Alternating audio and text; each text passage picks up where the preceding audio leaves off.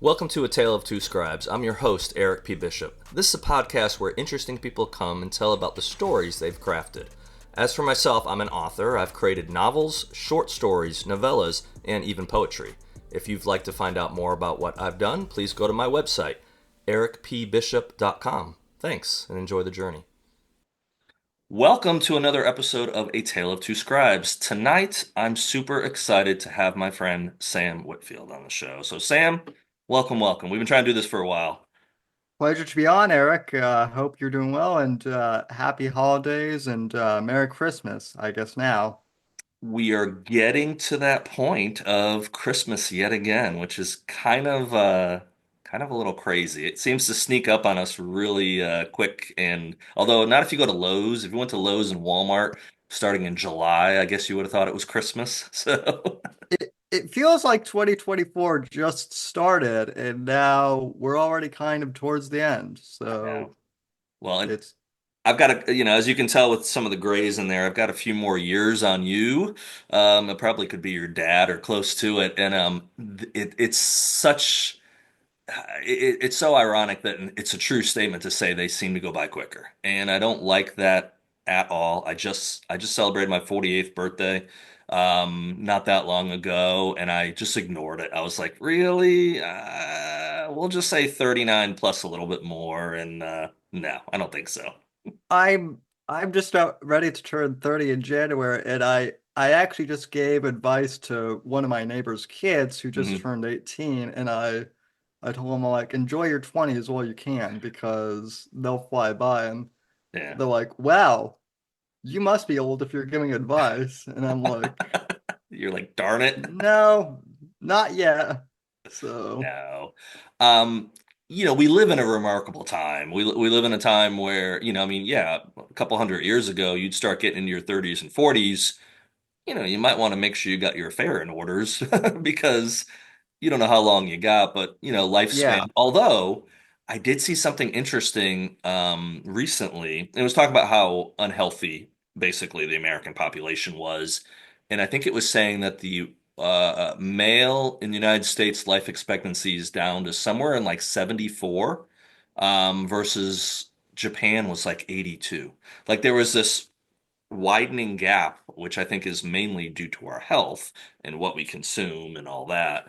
Um, yeah, but it was pretty remarkable, and I'm like, ooh, man, I need to go move to Japan and get another 10 years. I got some stories to write. So, yeah, for sure.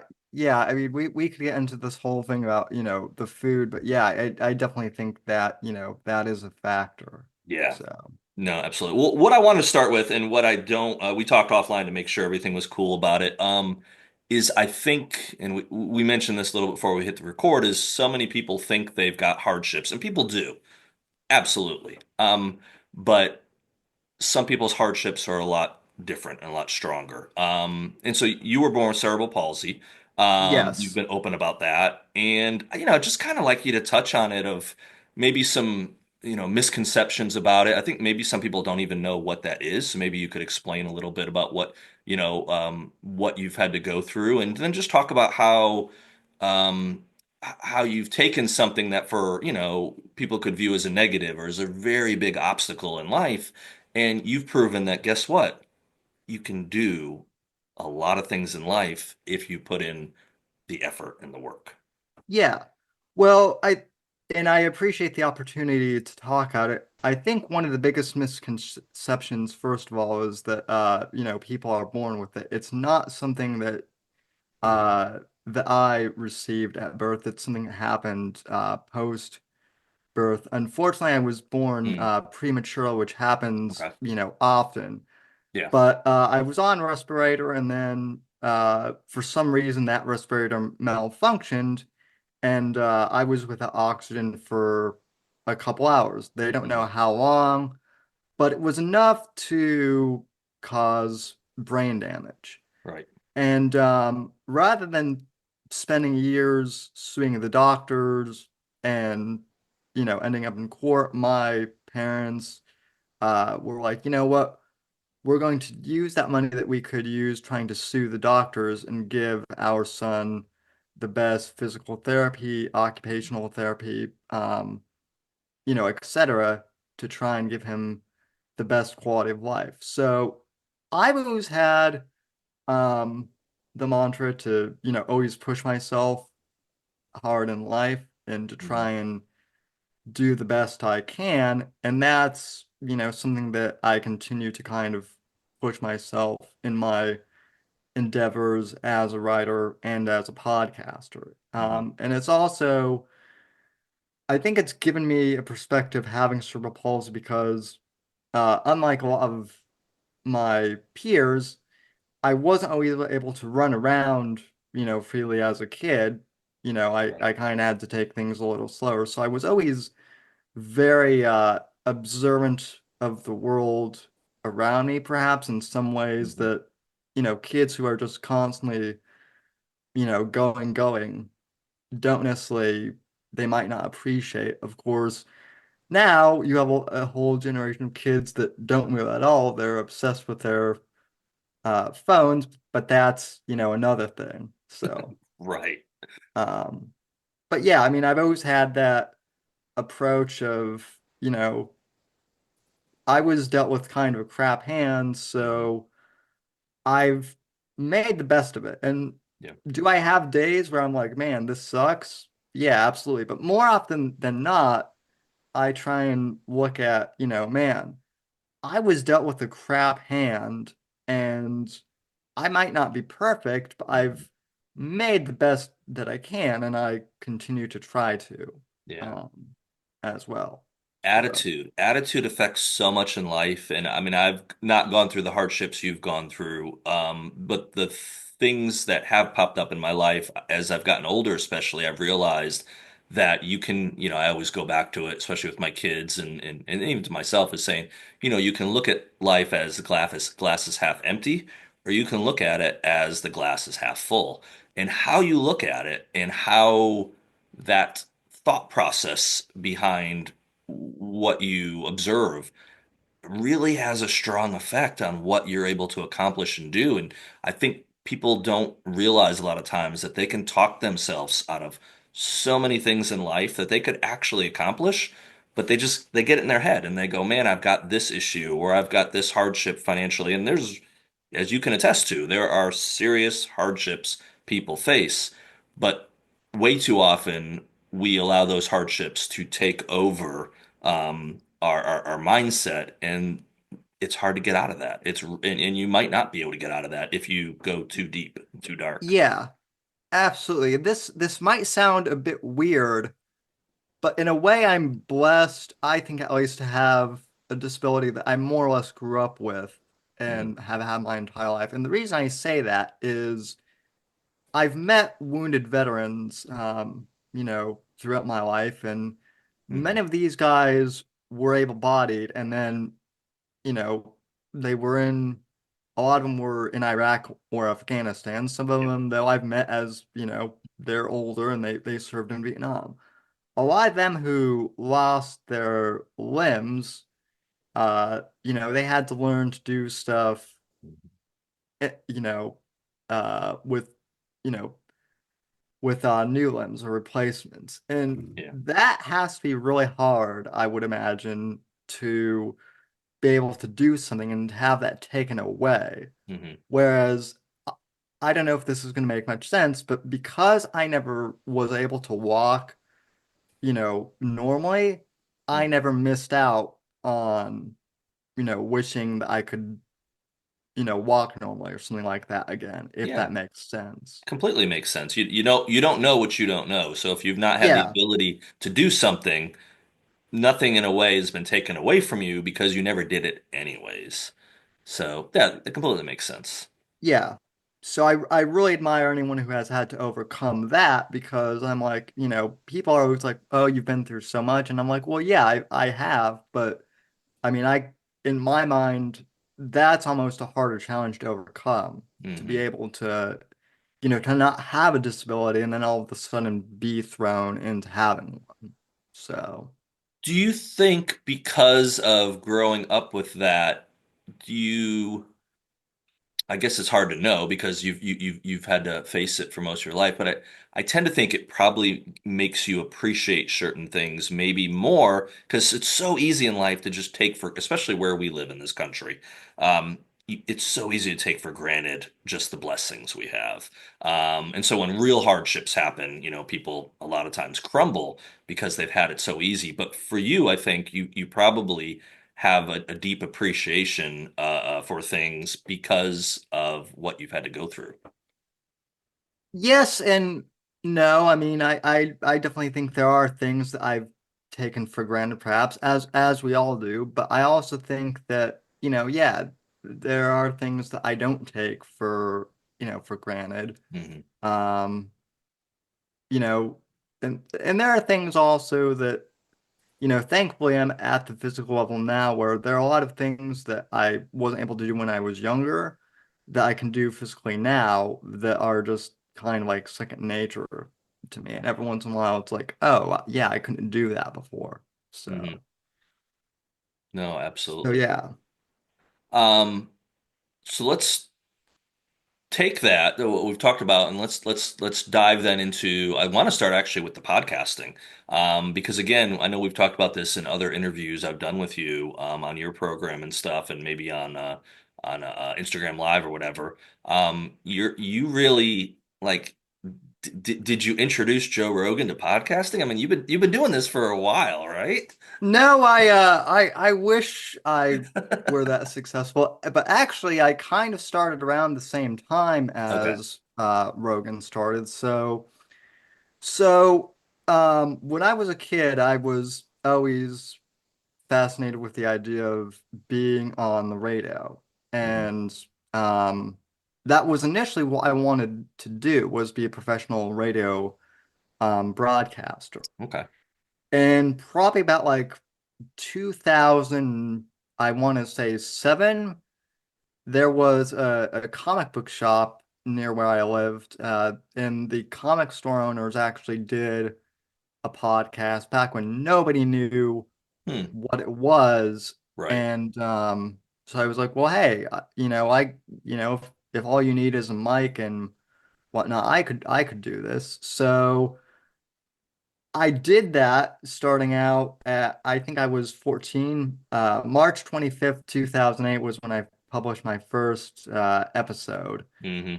And um, the first few years, like, it really didn't catch any traction other than like other hobbyist podcasters. Sure. Now real quick, was that on did you start on YouTube or where did you start it? It was on a website called Podbean actually, because Okay. YouTube I don't think they actually got into podcasting really until like 2015 or so, because that Okay. was when they started. I think that was around the time that Google, I know that they've been owned by Google for like a while now, but Mhm. I think that was around the time that Google were like got their streaming Okay. set up. But anyway, I started around 2007. I was on this website called Blog Talk Radio for a while, which is now defunct, but Hmm. that was kind of the place for podcasters. And then um, mainly I would just like cover politics and current events, and I did have some indie authors actually back in the day, Uh-huh. even back then, but it was kind of just mainly podcasters talking to other podcasters. And then Hmm. um just around like 2012 I interviewed Ben Shapiro, who is now infinitely famous. And that was Slightly well kind of known. my that was kind of my I guess not really my first 15 minutes, but that was kind of my jumping off point. Yeah. So, and now I've just been doing the podcast ever since. And Hmm. so So yeah. speaking of which, so obviously Ben's been in the news in the last several years and kind of his brand has grown. So what was he like back? What was that like? Or was he was fairly unknown at the time, right? Or Yeah, in so, comparison. yeah, so back then I actually interviewed him because he worked for Andrew Breitbart, who Yep. was one of the first kind of independent journalists. Right. And it's funny because people always ask me, well, what do you think Andrew would think of, politics and current events now? And I always say, well, he's passed on, and there's really no way to kind of, at this point, you're just speculating. You could Yeah. say the same thing about Tom Clancy, or any Hmm. number of people in our field. But Right. back then, I mainly wanted to interview Ben about citizen journalism.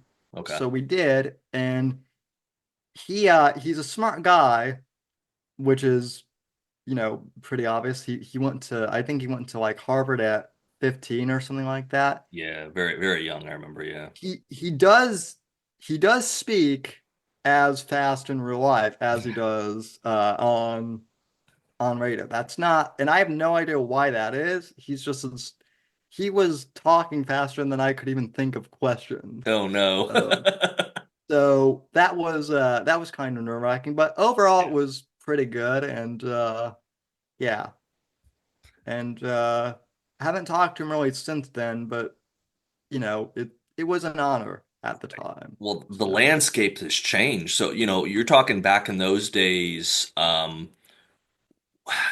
social media was there, but you didn't have the presence in any way, shape, or form of what you have now. And then I think still back in that time period, there was still a heavy reliance on like the big media companies, the CBSs, the NBCs, CNNs, and obviously they're still out there now.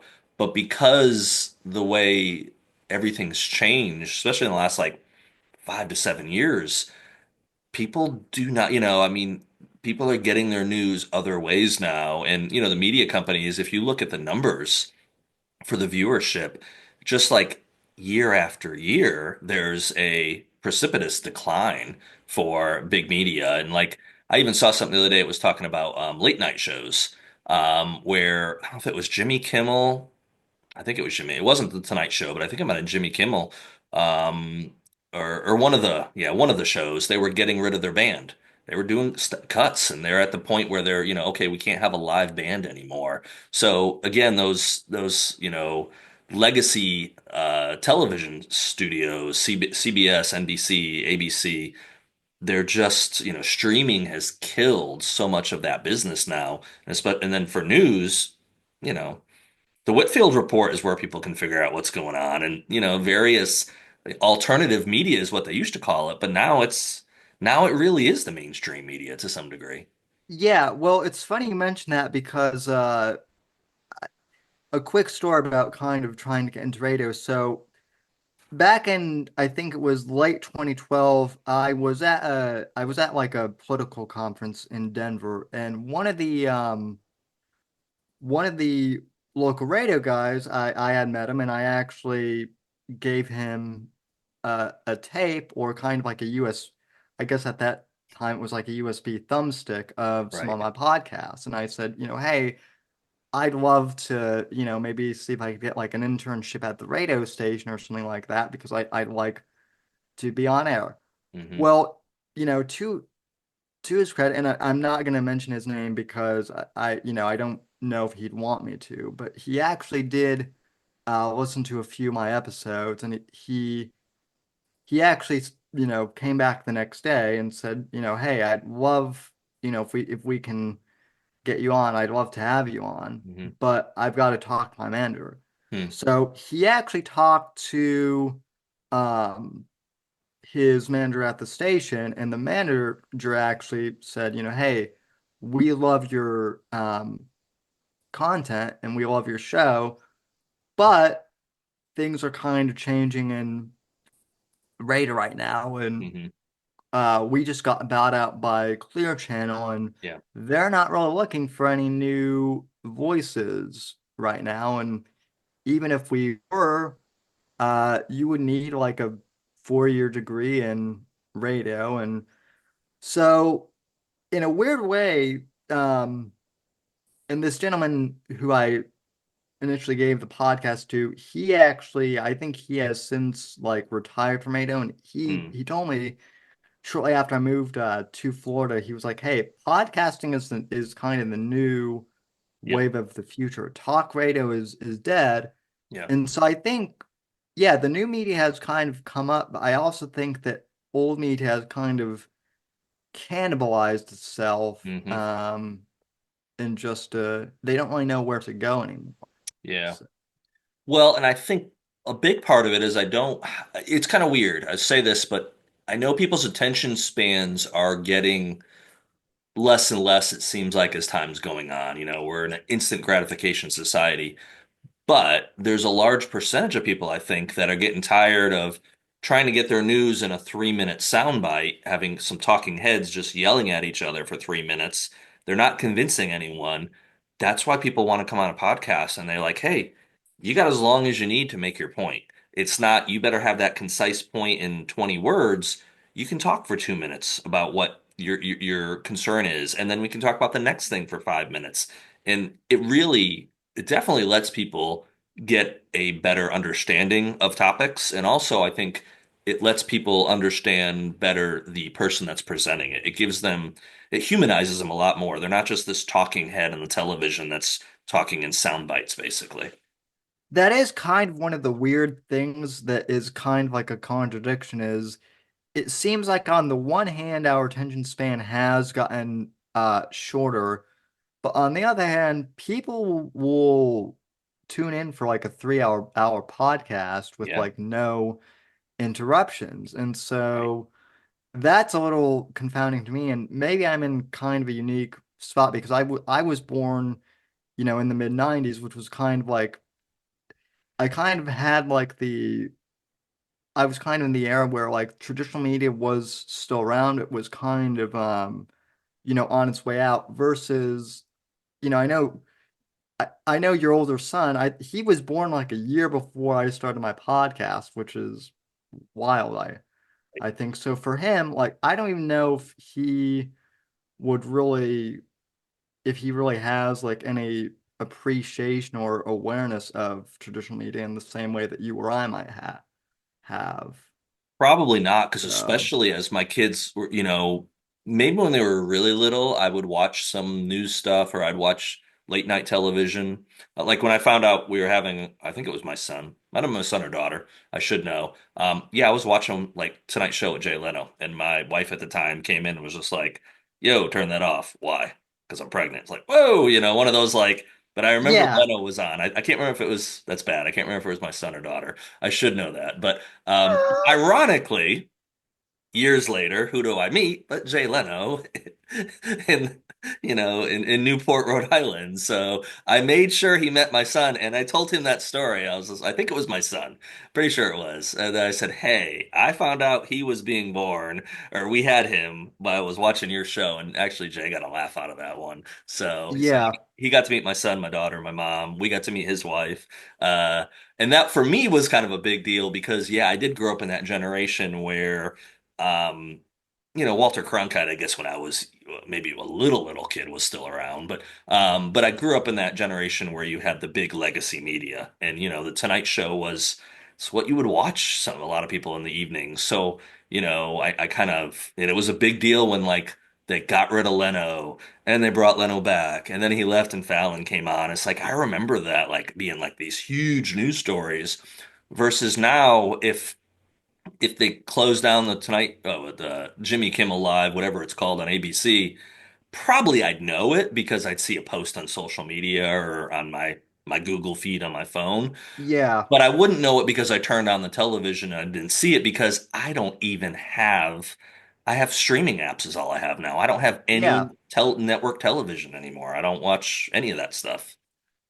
Yeah, neither do I. It's really jarring when I go to someone's house and they have a TV and I just see how many ads there are on like a TV because even if you have a streaming service with ads, the ads on streaming services are still less than what's Correct. on TV.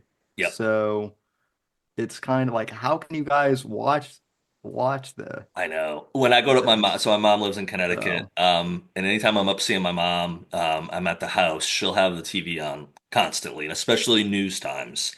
And I just yeah. look at her and go, Mom, how could you listen to this crap? how can you, well, I need to know what the weather is. And I'm like, they got this great little thing in your purse that will tell you the weather. Pretty accurate, probably better than Bob, whatever his name is on CBS, you know. Oh He's yeah, probably using his app. yeah, anymore. Yeah. And So then the other thing that you touched on, and I'll definitely say this is the thing, is if you do watch any of the legacy, stations, not only are the ads super annoying, like 75% of the ads are all for medications. So, hey, yeah, you have eczema, you need this medication. You have whatever it might be, you need this medication. And then the last 30 seconds of the ad is all the things that medication might cause that might require you to have yet another medication. It's like, yeah, I don't know. I think I'll avoid this stuff if I can. yeah.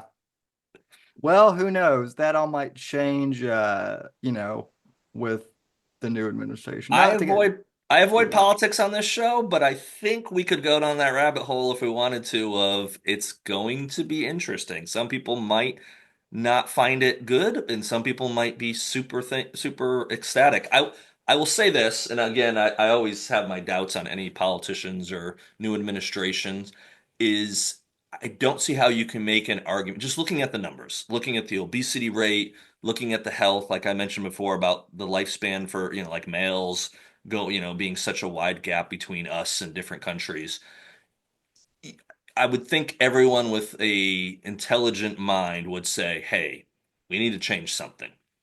And yeah, just if you look at the food supply, which I've looked at it pretty closely, and I've got some friends in the medical field and stuff, is if you look at the amount of ingredients we're allowed to use in foods in the United States versus what they're allowed to use in Europe, it's not a slight difference.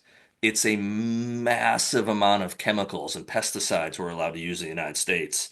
And I don't know the cause effect of what all that does, but I'm pretty sure based on the numbers of what you see with, the population right now, it can't be that good. well, there are certain issues like food and also stuff like the southern border and other things, especially after talking to people like Steve Stratton, who we both know, Yep. who I'm like, hey, why is the border such like a bipartisan issue then? Yeah. If we can all agree that, cartels are a bad thing and that, they've been around and that they need to be stopped, and Steve's not really a political guy either, Mhm. but like why does it take me talking to a former Green Beret for Yeah. people to be like, oh, maybe this isn't such a political issue and maybe we do need to do, something Right. um about some of this stuff. So Common sense. Common sense is something that's typically lacking in Washington, D.C., and we'll see if that pivots in January 20th. I think it's yeah, yeah, and maybe the body man will be around to make sure that nothing gets crazy. the Who body man knows? might have to show up. So, well, I mean, just and again, keeping the politics out of it. It was before you were born. So up until this summer, the last time there had been a actual successful attempt at trying to kill a president or an ex-president was I think 1984. So I was, 84, 82 with Reagan. I can't remember. 81 81. actually. Okay.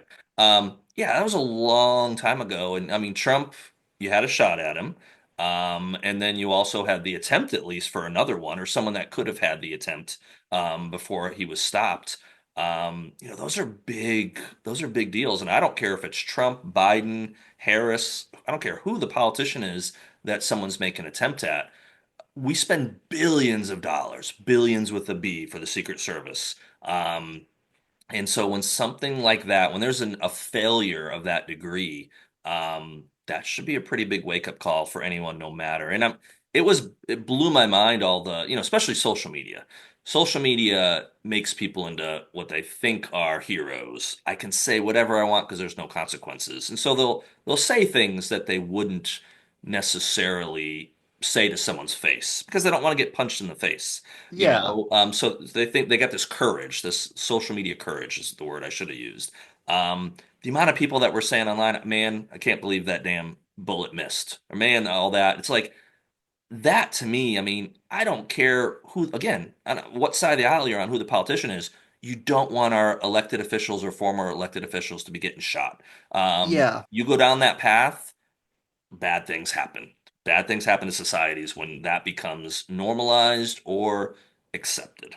So the crazy thing about that is in one of my books that I've released this year and one of my novellas, there is a presidential assassination attempt that takes place at the end of the book. Not trying to spoil too much for my own book, but like I remember I wrote like this big elaborate thing of like, okay, how would, president is fictional in this case, but like Hmm. if I were like a terrorist group or something, how would I try and like orchestrate this? Sure. Well, long story short, like my plot was like way more elaborate than what actually happened with the Trump assassination attempt, and I was kind of like, that's scary that like that I made up this whole like complex scenario, and yet this one guy just got up on like a rooftop somewhere. Climb up on a roof with your AR, Where, Sam, and you can get off 5 or 6 shots. No worries. yeah, You're gonna die at the end of it, but you know. yeah. So, and then And they're what gonna get was, rid of your body in a couple of weeks, and your house is gonna be professionally scrubbed, and a couple other things that are like, I'm wondering yeah, what's going on. yeah. It's always a little worrisome when reality kind of meets the thriller world a Yeah. bit. So, Well, we both, and then in my follow up to the body man for breach of trust, I same thing. I have an attempt on the president's life, and I spent a lot of time thinking, how could they do it? And to me, the way I think I made the attempt there would be pretty audacious. But yeah, no, I just need to climb on a roof with an AR, and that'll work. And I'm like, okay, well, that's scary. the the crazy thing too is like I think if either of us had like written that scenario and said it would be that simple, no publisher would ever like Oh. would ever be like, come on, man, you've got to like flesh this out a little more. It's never gonna be that simple. It's So so I don't know. The last 4 years though have made me go like, man, I give up. I don't know what to write anymore sometimes because I'm like, you can't make anything up anymore. The I between know. COVID and just the election this cycle. I mean, and again, this isn't taking the politics into it. You had an attempt on an ex-president. You had a current president who all summer long was going to run, up until the middle of the summer. I am running. All of a sudden, in one weekend, is not going to run. There's no convention that says, hey, everyone, you got 2 weeks to go figure out, say it's me, vote for me. There's no votes thrown at it. It's okay, let's go with the next in line. Let's go with the vice president, and that's going to be it. I mean, it's not conspiracy. It's the fact of that's like unheard of. It's Yeah. not a normal thing in the process. So some so big events happen this summer that it's what's scary is our 15-minute of fame brains almost just go like, oh, okay, another major thing happened, and squirrel. What's next? What's the next thing to catch my attention? And it's just like that's kind of scary. Yeah. Yeah. I mean there's no the way I put it, there's no shortage of stuff to write about, but No, also like it's almost harder these days to like try and like come up with ways to like make things seem like more exciting and gripping for the right. thriller. And I don't necessarily know if that's a good thing or a bad thing. But Probably bad. yeah. Probably a bad thing. We've got Ukraine So taking long-range missiles into Russia in the last couple days, and Russia's gonna fire some hypersonic stuff back, or I think they already did. So, yeah, I think we want like the tension to go, let's turn it down globally a little bit. yeah. So It's wild times, but even as wild as they are, the fortunate thing we get to do is we get to tell stories, which a lot of people don't get to do. So let's kind of delve into that. So how did Sam, the podcast host, decide to be Sam the writer, or did they happen right around the same time? When did that begin? So actually, the writing actually took place a little bit before Okay. the podcast, and purely like writing the stories. So um, when I was growing up, Pierce Brosnan was my James Bond, and I was fascinated with you know his portrayal of James Bond, and Hmm. also. That was around the time that the Bourne Identity movies were around, and also the show 24 was Yep. also big. So around the time I was like in junior high, so I think I was like in seventh or eighth grade, I started writing like these short stories that I never thought would really go anywhere. I was just kind of writing them for myself. And I was in like an English class where Hmm. for like the first 15 minutes, the teacher would just be like, hey, write, whatever. And, the idea was to get, everyone writing. Hmm. So I had all these short stories, and then I would kind of go back and tweak them a little bit and whatnot. And so I did that basically even like after high school a bit. So um I took a gap year in between high school and college, Hmm. and during that time a friend and I who I had went into school with, he and I kind of had like a bet that we would write like a novel, or I guess now a novella as they're called, and we would just see who could kind of like outsell, you know. And so each of us wrote like basically like the worst probably novella that you could think of. There was no editing, no nothing. And I somehow like outsold him, I think by like 5 copies maybe. And But you put them online? yeah, Okay. so my very first short story, American Instinct, is still out there um in ebook form. Okay. But during that gap year, I also started to read Vince Flynn, Hmm. who I think at that point he had just passed away or something in Okay. 2013. So like I had read Clancy a little bit in high school, and I liked his works except for some of his books were a little long. Um, They're but a little thick if I actually grab one out and you the medium won't really help, but like, well, here we go. oh yeah, There's my latest one that I'm coming out with on December 5th, and there's Tom Clancy. yeah. So, well, and that was my other thing was when I started writing, and when I was younger, I was kind of like, man, if like for some reason I had in my brain that like in order to be a successful writer, you had to like write these long prose. And Right. I think that's a common thing that a lot of writers when they're first starting out, Hmm. um they perhaps think. Yeah. So I wrote that short story, and then I got into college, and I was actually an English major Hmm. in college in communications. Okay. So I basically had never had any time to like write basically on my own because I was writing papers the entire time. Okay.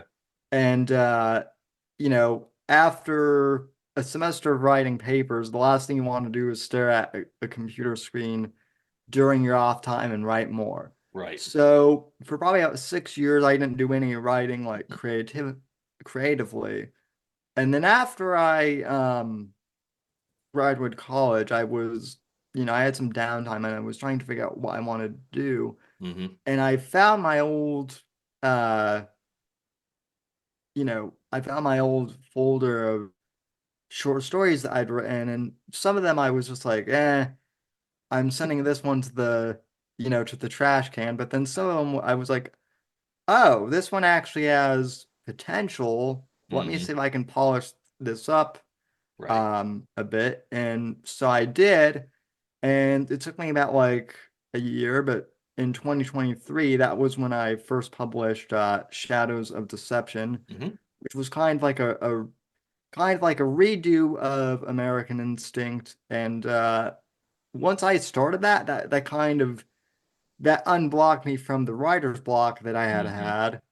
And also at that point, I had also um, read your novella, Hey, there we go. Ransom Daughter, which really helped me to show me what a novella, how it's formatted properly. So I appreciate that.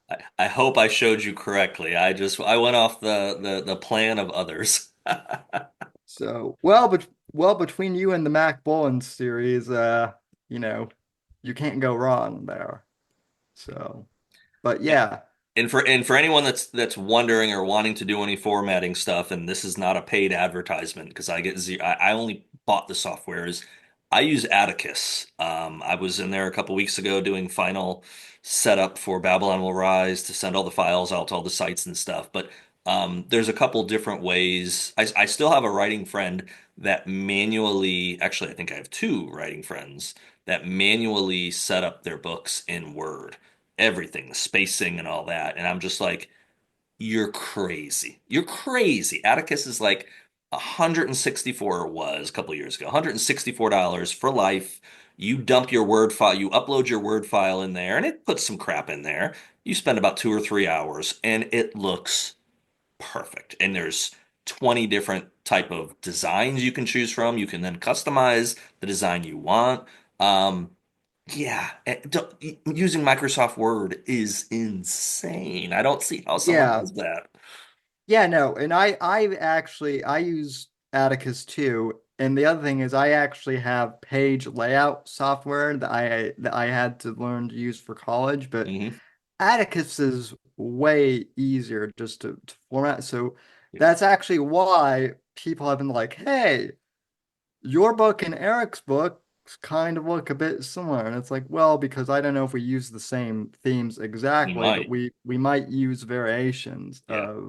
of the two for Yeah. sure. Absolutely. So That's funny. so Yeah, it's an amazing thing to go down when you go down that path of crafting them yourself and just there's a lot to learn, and I've said that to a lot of people.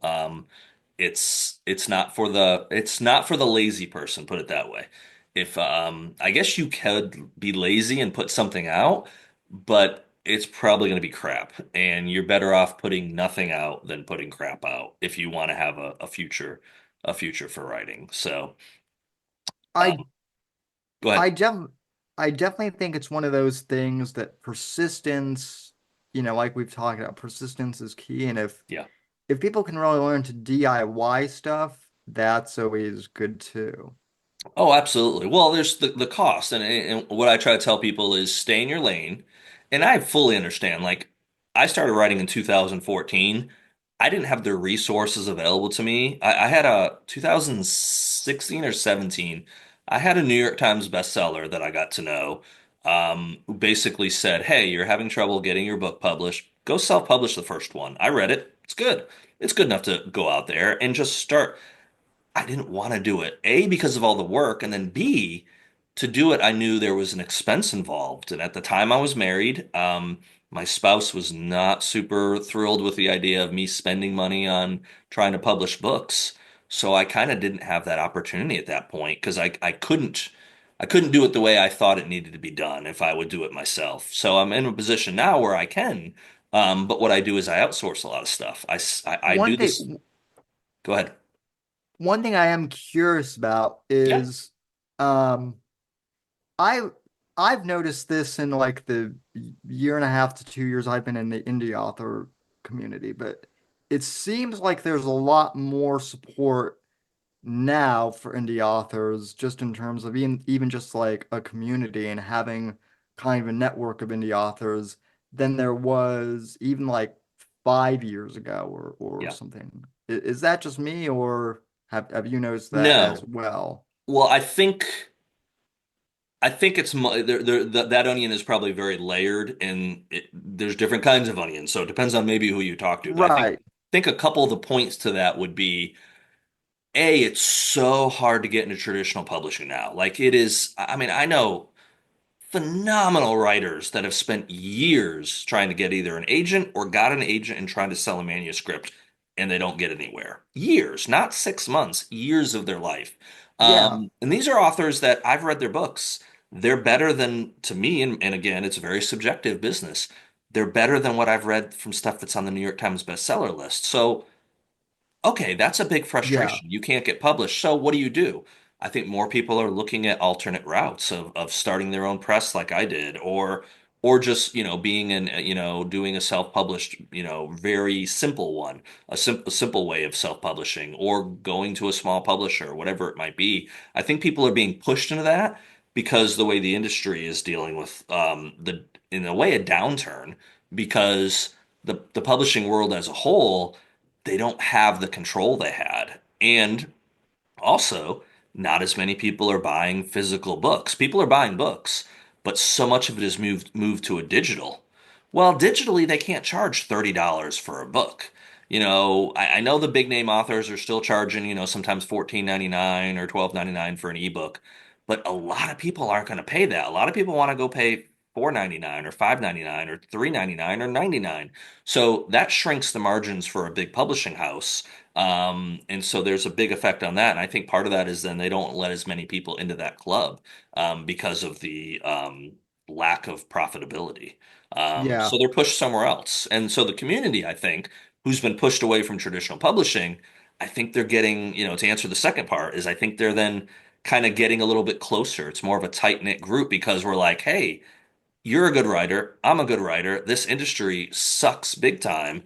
Let's help each other find a way of getting our words out there. Because at the end of the day, that's what it comes out to is we want to tell stories and we hope people will get them. Um, some people only want to get into writing if they can be a New York Times bestseller. And, God bless you. Try it. It's going to be really hard. You might get to do it, but you might spend 20 years trying to get to that point. And when you get to that point, is that really gonna be what gives you inner joy and peace? Probably not. It's something that makes you feel good for a little bit, and then it just becomes oh yeah, I hit the New York Times bestseller list. It's not as big of a deal as you might build it up to be. Yeah, and I mean, I actually think there are lots of similarities between the indie author world and the podcasting world. And just to kind of answer your question of which one came first that you asked me, that they Hmm. kind of, in a weird way, kind of coincided and have kind of mirrored each other because, like I said, radio kind of died off when podcasting took over, and I Hmm. almost feel like traditional publishing is kind of having its maybe not complete sunset, um, but certainly indie publishing is taking off. And what's interesting is like I sell a lot of print books actually for my stuff. Hmm. And what's interesting is a lot of people my age, they don't necessarily care that a book was on the New York Times bestseller list. If they can get it off Amazon or something, regardless of whether that's ebook, Audible or whatever, as Right. long as they can get it, that's what matters to them. Yeah. So, Well, yeah, and also for people that do like ebooks, when you can have a device, I mean, I got a phone here, but my tablet's in the other room. When you can have a device and you can have 1,000 books on it, that's a lot easier versus having, bookshelves full of books, which are typically more expensive.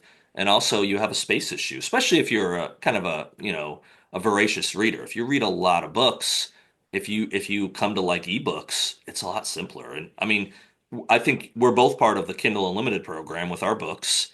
Um, are you in that or no?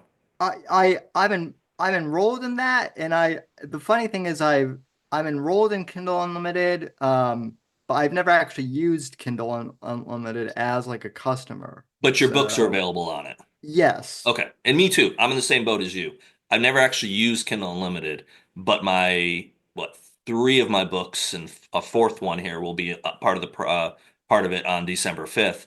Um, Again, it's something that I was kind of against for a while. And David Darling, who in the back of Babylon Will Rise in my acknowledgments, David Darling is mentioned because David kind of convinced me end of last year, early 2024 of like, hey man, this is what I'm making. This is what I'm seeing for page reads.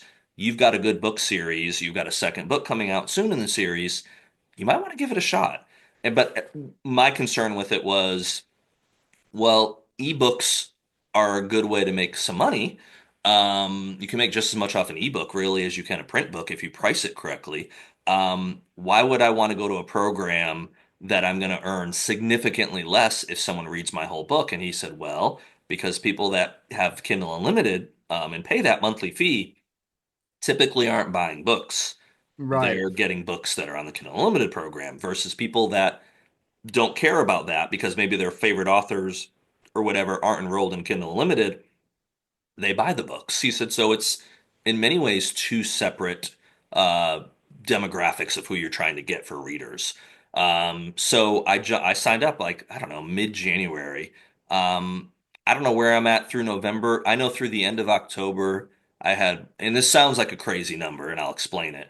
I had 1,300,000 or so page reads between January, and January was only one book. So I had one, Yeah. I'm sorry, two books. I had the novella, but Ransom Daughter didn't get, hasn't had a lot of views, a lot of reads in comparison. But so the first 6 months of the year, Body Man was there, and then Breach of Trust came on there. But so for those 10 months, 1.3 million, which equates to about 35 to it's it depends on your page count for your book of course and not everyone reads a whole book. They might read your first 5 pages and they go this is crap, and then other people read the entire book or they read 100 pages. But if you took all those 1.3 million and you said what would that be for books, it's in the range of 35 to 3700 books that have been read for those three available books.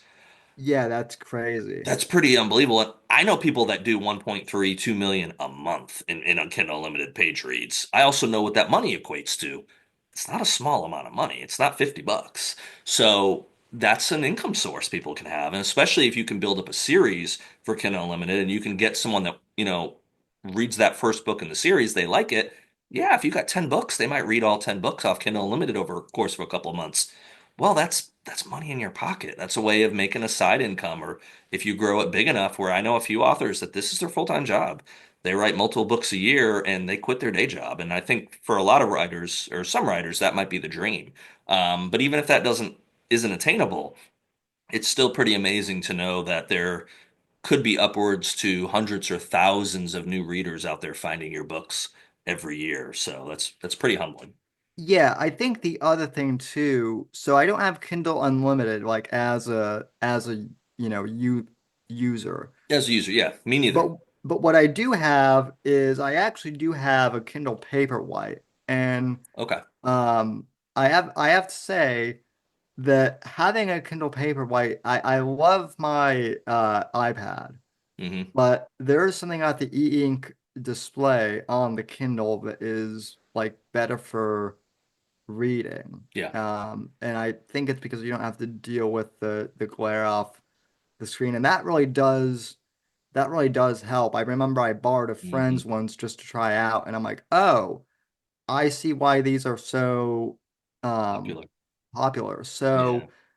And I've actually noticed that like a lot of my ebook sales actually, at least from the people I know, they actually have Kindles themselves. Hmm. So Well, um you were kind enough to send me, I believe you sent me Blood Ties, which yes. it's on my phone, and I'll be sitting there on a plane here later this week over the next course.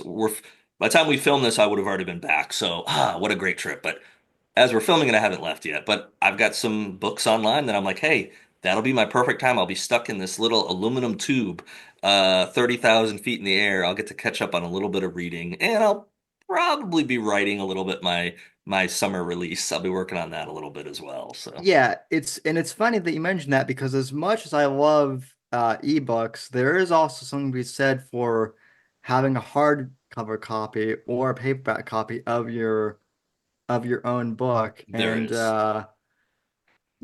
that is Hold it, the hold it one up thing. higher, Sam. We got them to see it. Oh, There we okay. go. Yeah, so that's Blood Ties. That's my Mafia short story collection that I wrote over the course of a couple of years, and then I just decided to stick it into a collection of Yeah, so talk about short that. So stories. you moved from Shadows of Deception, which you've got three out for that. Your third one just came out earlier. Yeah. And then so Blood Ties was something you had written previously? Well, so the thing with Blood Ties is, so there are a couple of online kind of like pulp short story publications that I've submitted various short stories for, Okay. and they haven't got, and a few of them weren't really accepted, and so I was like, you know what? I'm just going to put this in a collection and see how it goes. Yeah. So the Blood Ties saga is completely separate from the Shadows of Deception Okay. universe. Gotcha. The reason being partially is after I finished the third book in the Shadows of Deception saga, which is mainly focused on like political espionage and whatnot, I'm like, you know what? With this crazy year of an election, I need if I keep writing all this stuff that's happening, I'm gonna go crazy. You're So going to give the next person in Butler an idea of how to do it. We got to back off here. right, or so, something like that. Who knows? Um, but I was kind of like, I'm getting a little writer's block with the Shadows of Deception saga, so let me Yeah. pivot. So I always have like a couple projects that uh are kind of, on various burners of a Right. stove, so to speak. And I love mafia fiction, so I wrote all these short stories kind of in the Blood Ties universe, kind of like as a film noir, Hmm. kind of crime fiction thing, and just kind of as a side project. So I'm Mm. like, well, I'm gonna go work on this side project and see how it turns out. And I don't know if you've had him on, but Luke Gozich, who hosts the Men's Adventure Fiction podcast, Okay. Not familiar um, with them. Okay. he's also friends with Zach James, who I know you are familiar with. Had Zach on. Yep. Luke is very prolific in the kind of pulp revival genre, and Okay. he looked at Blood Ties, the first short story in the collection, and said, dude, if no one's going to take any of these short stories, you should put it into a collection and Hmm. sell it. So that's essentially what I did. They were already done. It was Okay. just a matter of formatting them. So Yep. I released that in early November of this year. Yep. And now I'm getting back to the Shadows of Deception. So I kind of, I'm starting in on book four I'll of the say novella we're working on book series. four now. Okay. So and with everything going on in the world, it'll be interesting because I have a couple of open end plots that depending on what happens in the Middle East and with Russia could it could determine the direction that the story goes. So Don't give Putin and don't give Hamas any ideas, Sam. Come on now. What in the world? well, I'm honestly hoping I don't give the US government any ideas to do anything stupid. So We got who what, 62 more days? I don't know. We'll see about that. By the time this comes out, it'll be less than 62. Hopefully, we're not in World War III by then. So, Yeah, jeez. well, that's kind of that is kind of one of the things that people always ask because I know that like Vince Flynn in the Mitch Rapp universe, sometimes like these authors, and they're published so they can do what they want, Hmm. but some of these bigger authors will have their protagonist going up against, ISIS or the Right. Russia or some whatever the big bad in the world is and, Hmm. taking them out or whatever. And I'm kind of like, I kind of want to wait and see what actually happens. Yeah. And then I can kind of work backwards to Right. to make Yeah. sure. Hopefully So nothing happens the next couple months. We have a nice, quiet Christmas time. I'll be at the Christmas markets here in a week in Europe, and I'm hoping I'm not like having a radiation suit during any of this crap or whatever. And yeah, nice quiet Christmas sounds good. We can have a peaceful transfer of power, and then I yeah, We'll see what happens. Yeah, if Jack Carr can just stay up there riding in Utah, that would be the best. So He's probably Jack's probably traveling. He was just in what, Budapest, I think. I texted him a couple weeks ago. He was in. I think he's back now, but he was in Budapest that day. They were film. I think they were wrapping up. Might have been a month ago. He was wrapping up the. Uh, it's not season two of Terminal List. It's the prequel show they're yeah, doing. Dark. Is it Dark Horizons? Is that the right one? Dark Wolf or something, I think Dark. that's what Is it's it? called. Is it okay? Yeah, I can't Yeah. remember. Um, yeah, and yeah, Pratt's back, and the Ben character's there. I can't remember what the last name is on the Ben's name, but it's been a Taylor few Kitsch. years. What's that? Taylor Kitsch, the Yes, oh yeah. yeah, yeah, he's So back. So I, I'm sure it's going to be phenomenal. So the Terminal List was really good. It was different from the book. I actually had to binge it. One of the podcasts or one of the shows asked me to give a commentary on like the last episode, so I had to binge it like within like all the episodes within like 5 nights, so I could be ready for the podcast. I think I was commentating on the last episode. So that was what, 2 years yeah. ago. That's the only time I watched it. So I watched it once. I binged it over the course of like 5 nights or 4 nights, and I liked it. I thought it was very, again, different from the book.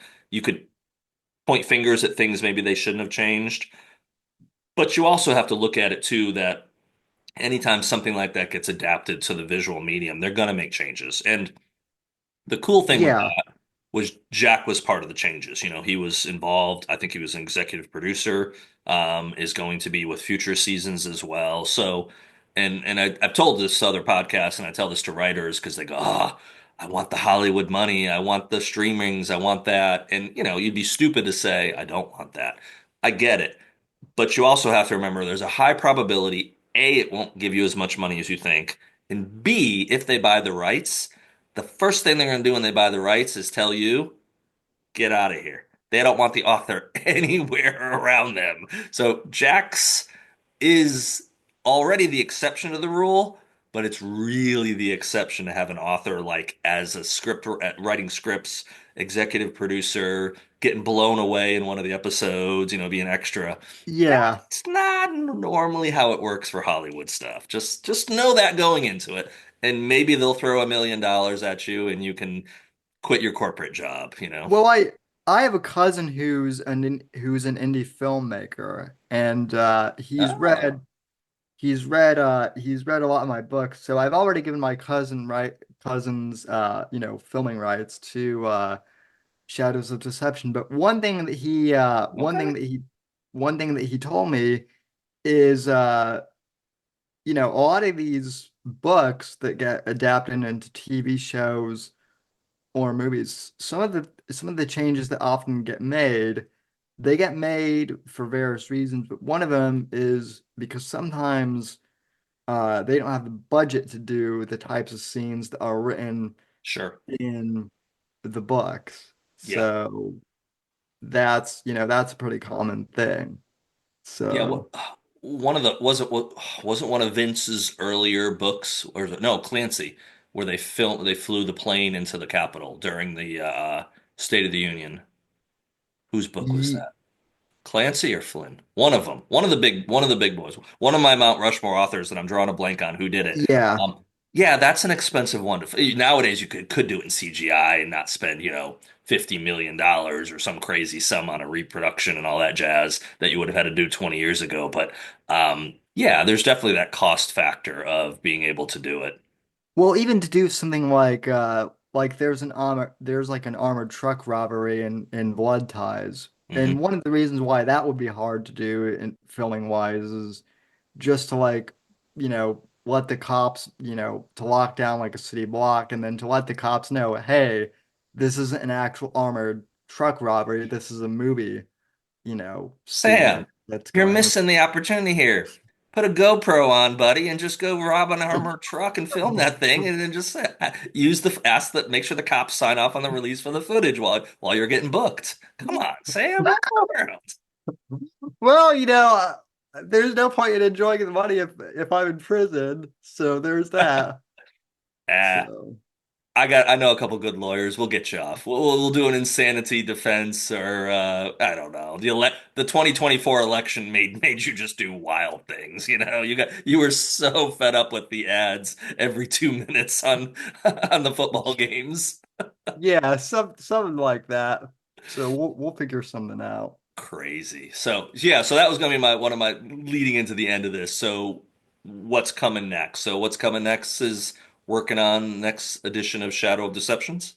Yeah, so book four of Shadows of Deception is coming out probably in April of Okay. 2025 at this rate. I've also got a spin-off for one of the characters that's kind of going to be like a neo Western, and that should come out in either late July or August. And Nice. then other than that, just I'm gonna keep producing podcast episodes, and I'm gonna have more guests who are authors on the program. I'm already booking for next year. Awesome. So so Awesome. it's Awesome. pretty Awesome. Well, it's been an honor to be part of this community, I must yeah. say. Save a night So for me for I don't know, December 2nd or 3rd or something. Somewhere around there. yeah. No, I love having you on. And actually that's the other interesting thing is um th I've had you and I've had a couple of other repeat authors, and what's always fun is seeing how authors have evolved Hmm. kind of on the program as their careers have progressed. Yeah. Because like I had you on when you first published the Body Man with the black and red cover, as I like to call it. 2021. Yeah, absolutely. Yeah. Yeah. Yep. So I've gotten a little older, a little grayer, probably a few more wrinkles. But I think I'm a better writer. I filmed a podcast last night for a Tale of Two Scribes, kind of like a year-end one, and I brought on some repeat guests. First time I brought people on a second time, and there was five of us on. Um, and we were talking about our projects, and I said one of the things that's kind of made me the happiest for Babylon Will Rise, which will be out on December 5th, is that out of like the time, what, 10 people have gotten back, given reviews or whatever. Of those 10, I think seven all said it's the best thing you've written. It's better than it's better than Breach of Trust. So that's what you want as an author, because you're almost afraid you're going to have the turd come out. Oh, I dropped the ball on one, and you don't ever want to do it. You don't ever want to do it for your own creativity, but you also don't want to do it when you start building up a fan base, a reader base. You know those people are invested in your characters, and so you want there to be a positive feeling as they read that story. And of course, from a marketing standpoint, you want them to then read the next one if it's going to be a series, because you're not silly here. You enjoy yeah, selling books, but ultimately, it's you want those characters, and to me, they're real, not real people, but they have personality.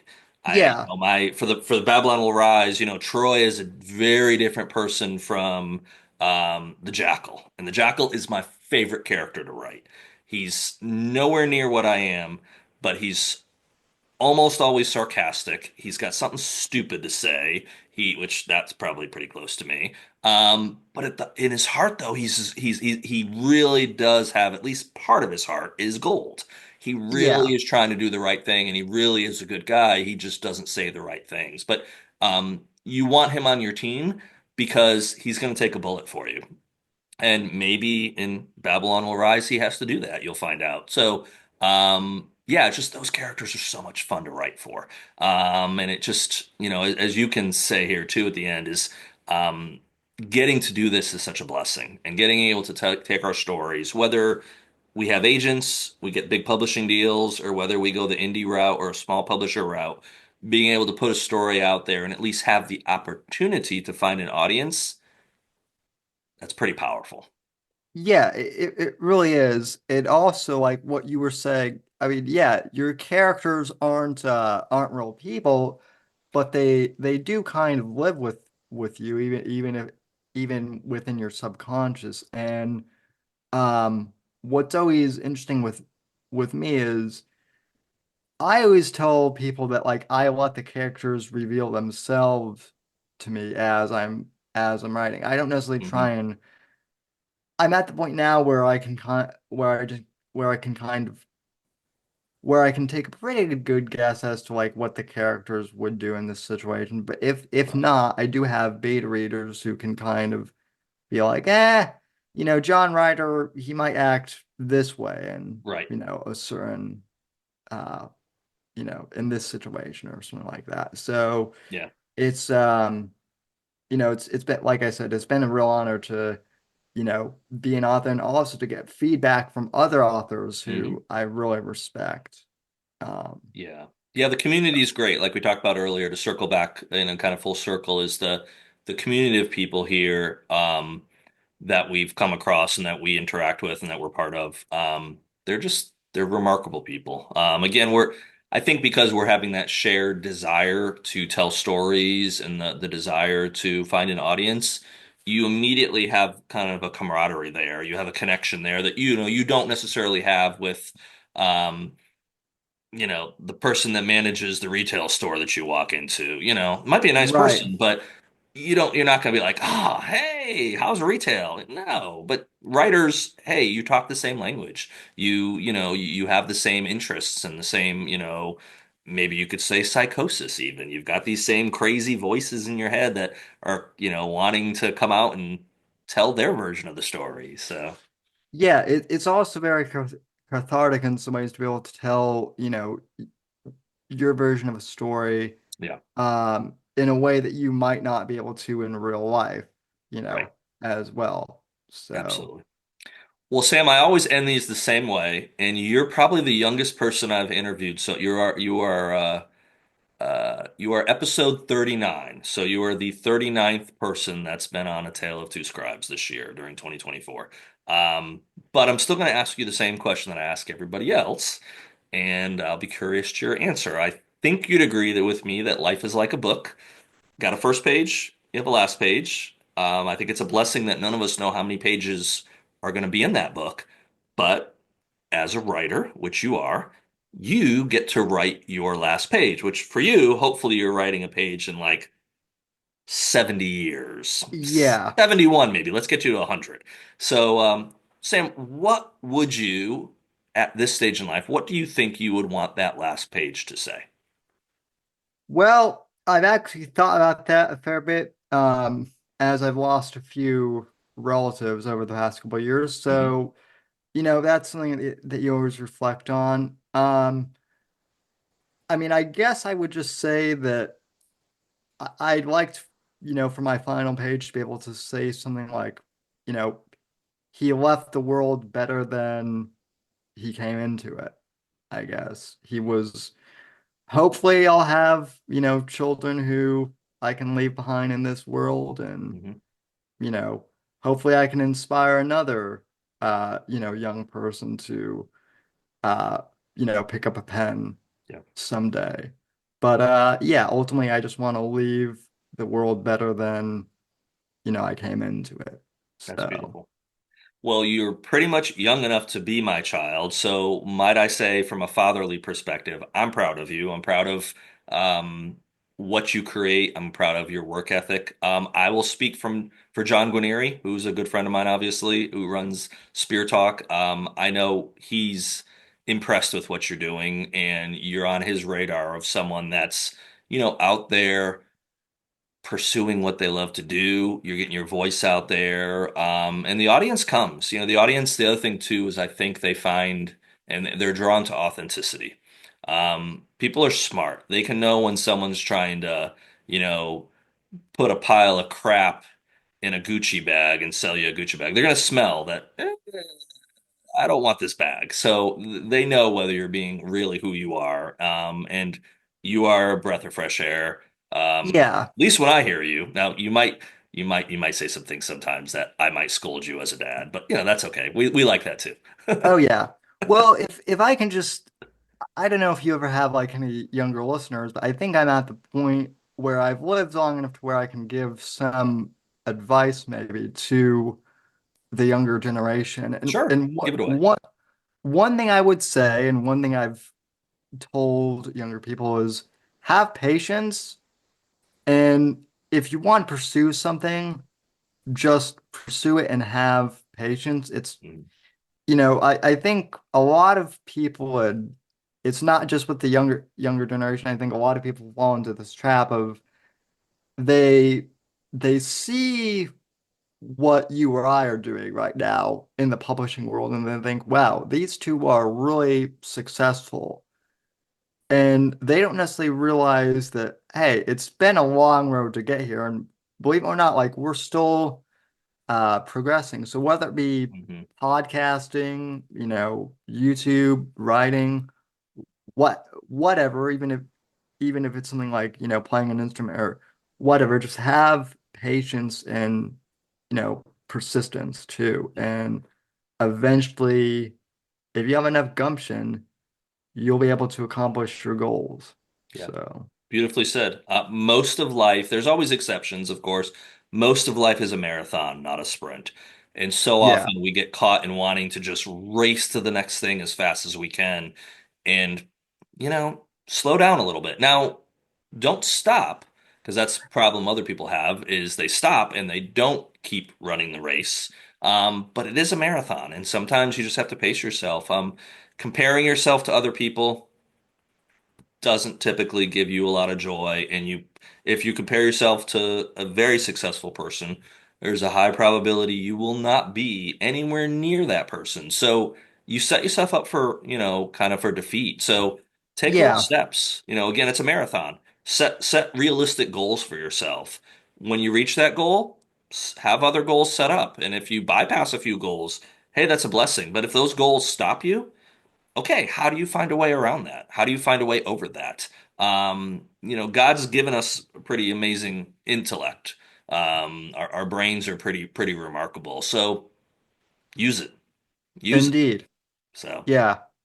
before we promote yours, because I don't want me to be the last word here because this is my podcast, but I am going to shamelessly say, since this will be out on December 2nd, Babylon Will Rise is out December 5th. Folks, if you can snag an ebook, a paperback, or hardcover, it would be cool. Uh, Fantastic, fantastic, by the way. I haven't finished reading it yet, but I'm in the middle of that and another book that I'm currently beta reading right now, but it's fantastic so far, and I Thank you. think people really like it, if I may say so. Well, let's So tell them they need to get blood ties, and they got three shadows of deception. So pop blood ties up there for us if it's still within your reach. it is. Tell them where they can get it. So Blood Ties is available on Amazon Is that in the hardcover version? in Nice. hardcover, paperback, and ebook. Um, So that's available right now. And then I don't have this out yet at the time we're recording this, but I'm actually all three of the Shadows of Deception books are available in paperback format right now. But Hmm. I'm also formatting a hardcover, collection of kind Collection. of the first season, as I'm calling it, that will be available exclusively in hardcover on Black Friday. Awesome. So that will be out there. And thanks for having me on. Yeah. So, and besides your books, you are, long before I was, you are the podcast host of the Whitfield Report. So, where do people go to hear Whitfield Report? And when is it? So you can find the Whitfield Report two places. You can find the Whitfield Report on Spotify on Mondays and Wednesdays, and then you can listen to the live show on Rumble on Wednesday nights at 9:30 p.m. Eastern. And if you like interviews and non-political shows, you'll probably like the Monday show better. And if you like politics and current events, you'll probably love the Wednesday live show. So, and we're trying to figure out a way to take calls on the live show too. So stay tuned for that as well. Thank you, So Sam. Appreciate you coming on. Proud of you. Keep being you, and people will find you. thanks for having me on, Eric, and appreciate having you on Excellent. too. Take So. care.